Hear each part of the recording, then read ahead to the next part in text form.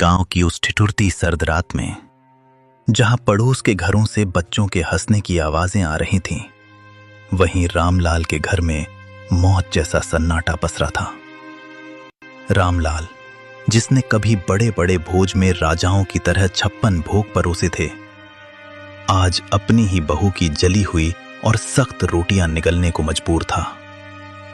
किस्मत का खेल देखिए, जिस हाथ ने सबको खिलाया, आज वही हाथ कांप रहे थे। थाली को पैर से जमीन पर घसीटते हुए, लो निगल लो इसे। सारा दिन खटिया तोड़ते हो, कम से कम ये जली रोटियां तो खा ही सकते हो। और सुन लो बुढ़े, कल सुबह सूरज निकलने से पहले आंगन चकाचक साफ मिलना चाहिए। मुफ्त की रोटियां तोड़ना बंद करो। तुम्हारी इस खांसी और मनहूसियत ने घर का सुकून छीन लिया है। बेटी, गला सूख रहा है।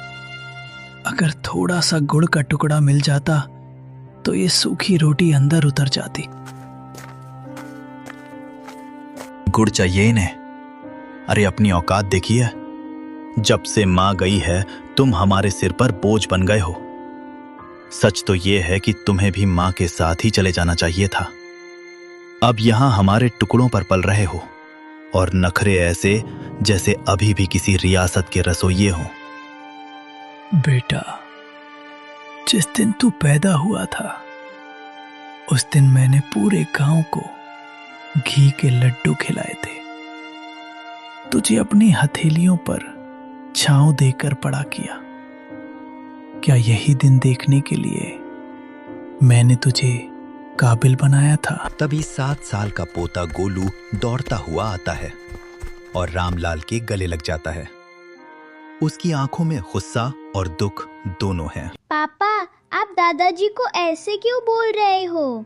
जब मुझे डर लगता है तो यही दादाजी मुझे अपनी गोदी में सुलाते हैं।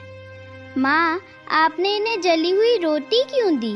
क्या आप मुझे भी बड़े होकर ऐसी ही रोटी दोगी? चुप कर गोलू, तू नहीं जानता, ये बूढ़े लोग सिर्फ परेशानी बढ़ाते हैं। जा अपने कमरे में। नहीं जाऊंगा। पापा, दादाजी बोझ नहीं है, ये तो हमारे घर का आशीर्वाद है। आप कहते हो ना कि ये आपके टुकड़ों पर पल रहे हैं, पर दादाजी ने तो मुझे बताया था कि ये घर और ये खेत उन्होंने अपनी मेहनत से बनाए हैं। फिर ये आपके टुकड़े कैसे हुए? गोलू, तू छोटा है, बड़ों के बीच मत बोल। रामलाल का दर्द तो फिर भी खुले आसमान के नीचे था, जिसे हवाएं सहला देती थीं, पर नेकी राम की सिसकियां उन 4 दीवारों के पीछे दम तोड़ रही थीं, जिन्हें उसने खुद अपने पसीने से सींचा था। उसका बेटा पवन और बहू शीला ने उसे घर के पीछे एक ऐसे स्टोर रूम में फेंक दिया था, जहां कबाड़ और मकड़ी के जालों के सिवा कुछ न था। उस अंधेरी कोठरी में नेकी राम का वजूद भी उस पुराने सामान जैसा हो गया था, जिसे अब कोई छूना नहीं चाहता। शीला, उफ, कितनी सड़ांध और बदबू आती है इस काल कोठरी से। पवन, कल इस बुढ़े के बर्तन एकदम अलग कर देना।